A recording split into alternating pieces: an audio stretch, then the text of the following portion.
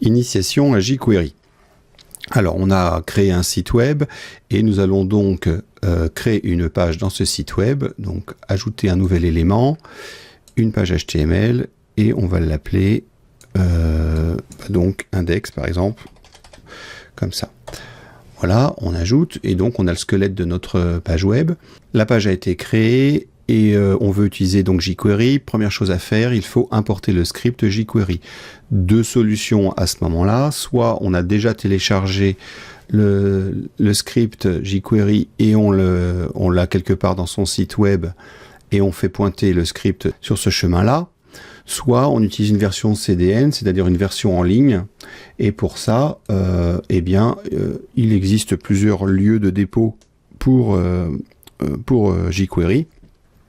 Il suffit donc juste d'importer le lien qui va bien. Là justement, j'ai été chercher, j'ai un lien qui correspond à, c'est hébergé chez Google et qui pointe donc sur jQuery.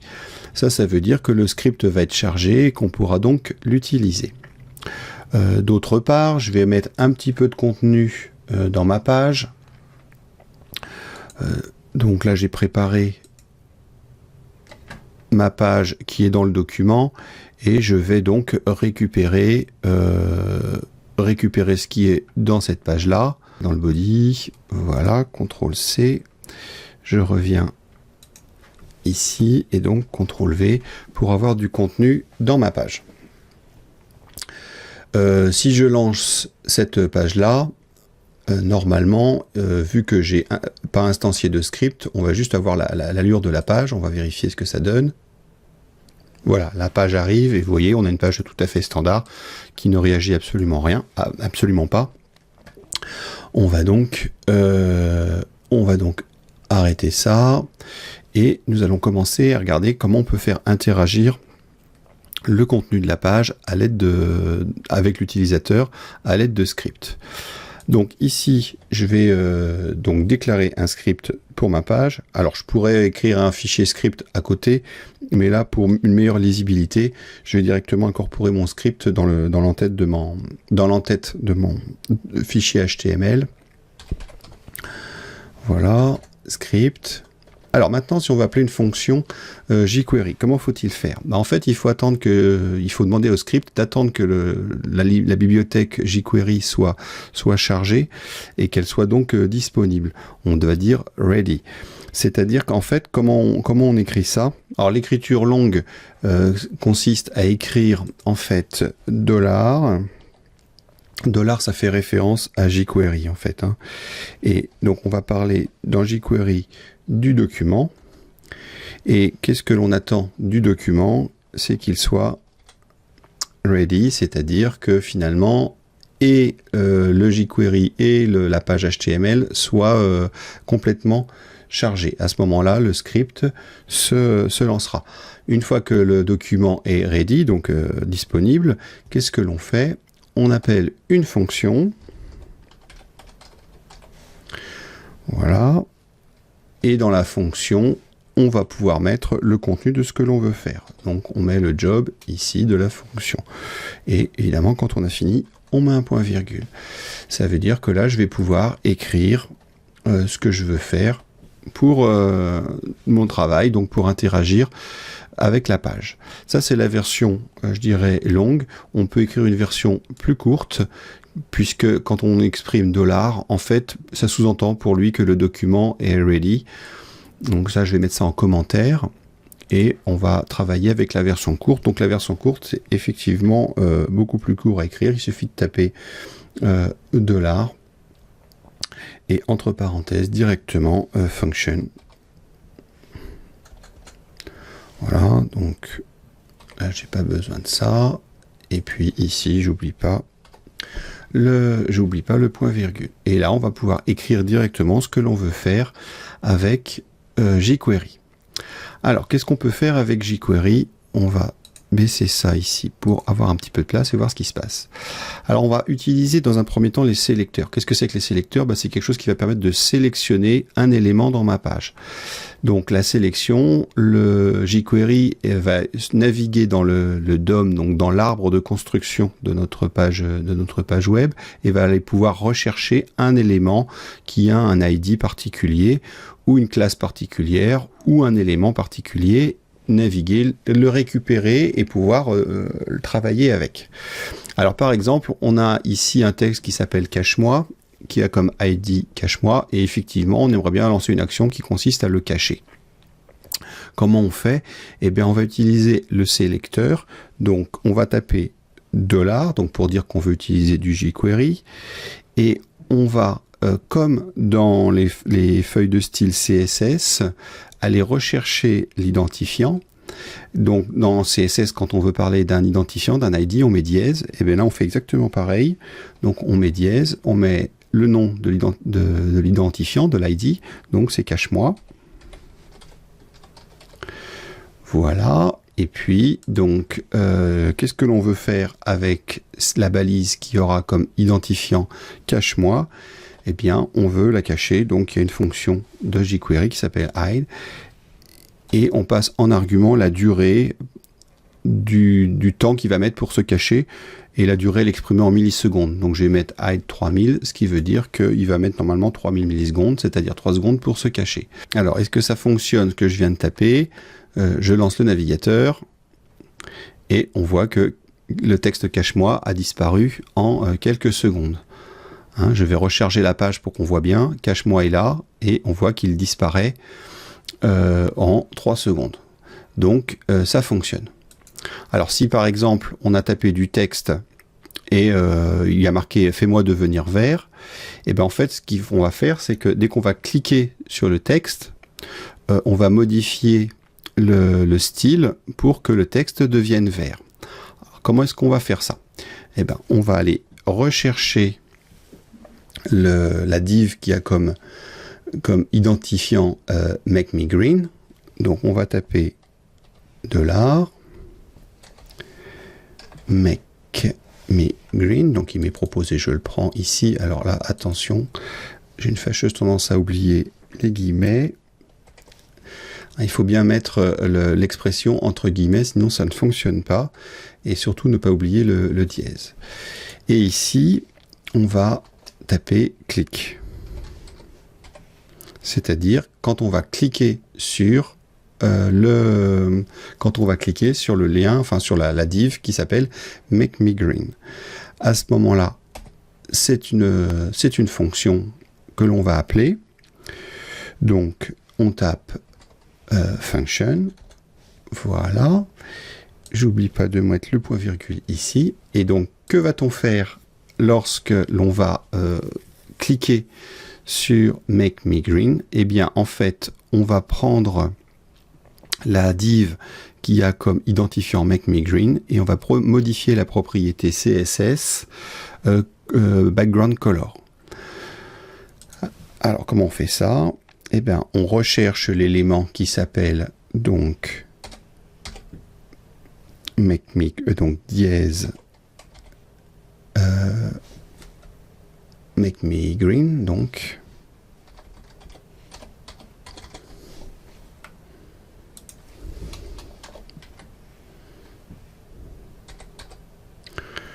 voilà, et donc on va appeler une fonction CSS, et en CSS ici on tape la propriété CSS qu'on veut modifier, donc background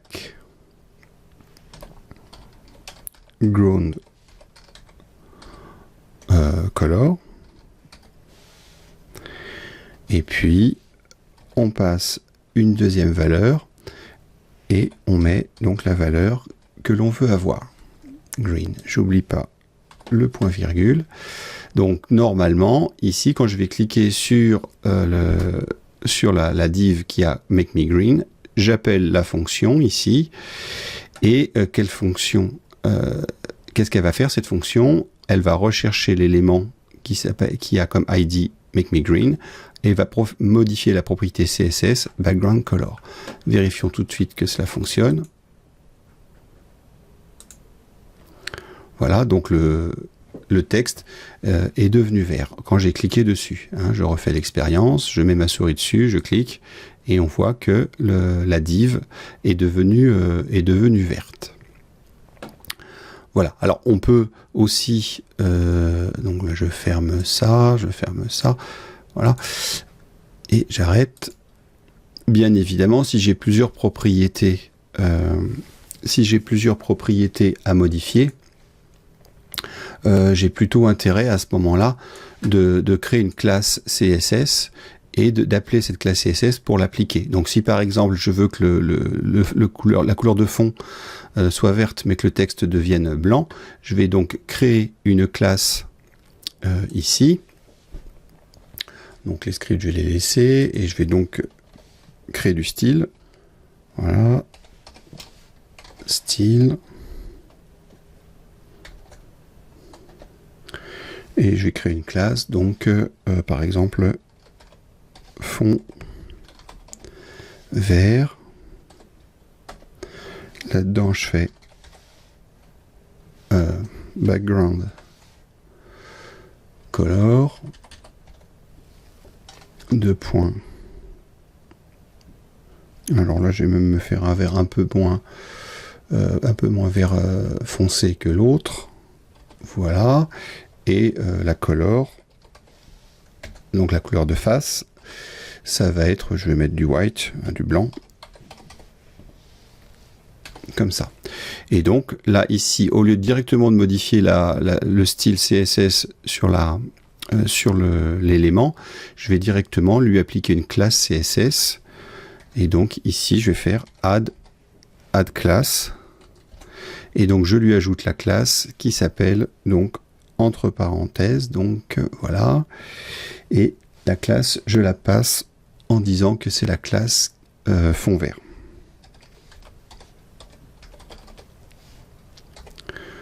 Je n'oublie pas de refermer ma parenthèse, je relance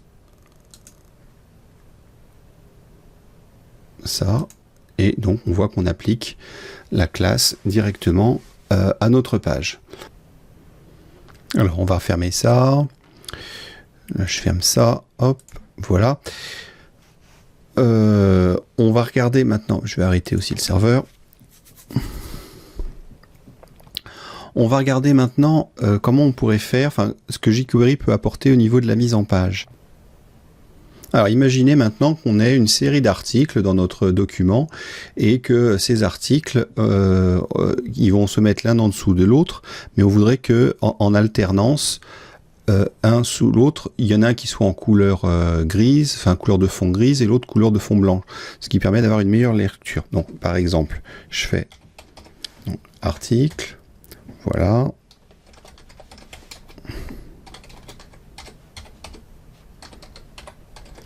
Texte de l'article, et donc imaginons que j'ai plusieurs articles.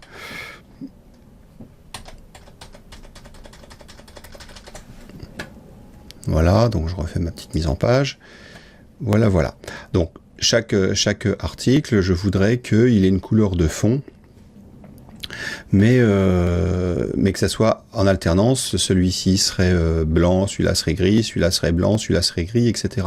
Actuellement, si je lance ma page, on voit que tous les articles sont sur un fond blanc, ce qui est normal.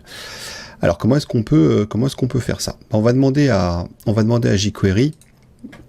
On va demander à jQuery, dans le sélecteur, on peut utiliser des filtres et on va lui demander de prendre les sélecteurs pairs, et sur les sélecteurs pairs, c'est-à-dire donc sur les lignes paires, sachant que ça c'est la ligne 0, ça c'est la ligne 1, enfin c'est l'article 0, c'est l'article 1, l'article 2, 3, etc. On va pouvoir appliquer des styles différents sur les articles par alternance. Comment est-ce qu'on fait ça? Donc $, hein, comme toujours, et puis ici c'est donc la balise de type article, hein, donc là c'est pareil que en CSS, je mets pas dièse, mais je mets pas point, je mets juste le nom, c'est-à-dire que je vais parler de la balise, et là je vais préciser que je veux les articles de type pair. Donc, je mets Aude, et à ce moment-là, je vais appliquer une classe. Donc, je vais faire add class, comme on a déjà vu tout à l'heure. Et puis, je vais appeler ça... bah tiens, je vais faire fond vert, hein, ça m'évite de réécrire une nouvelle classe. Non, je vais faire propre, je vais faire fond gris.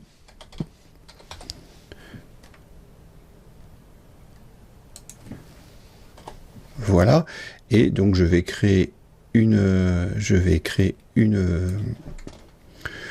classe. Je voulais copier, mais finalement non. Je vais faire donc point fond gris et background color. Deux points, donc je vais mettre un gris, donc par exemple DDD, quelque chose comme ça. Alors je sauvegarde, je rappelle ma page ici, je la recharge. Alors ça ne marche pas, j'ai dû faire une erreur, voyons voir. Fond gris avec un D, et ici oui d'accord, j'ai fait une faute ici. Fond gris avec un... comme ça, donc là si je reprends ma page et que je la recharge, voilà, j'ai bien un article sur deux qui passe en fond gris. Donc ça fonctionne. Grâce à jQuery, on peut donc travailler soit en réagissant à des événements de type clic, ou alors simplement en interrogeant les différents éléments de la page pour les modifier de manière dynamique. Voilà pour cette petite présentation rapide de jQuery.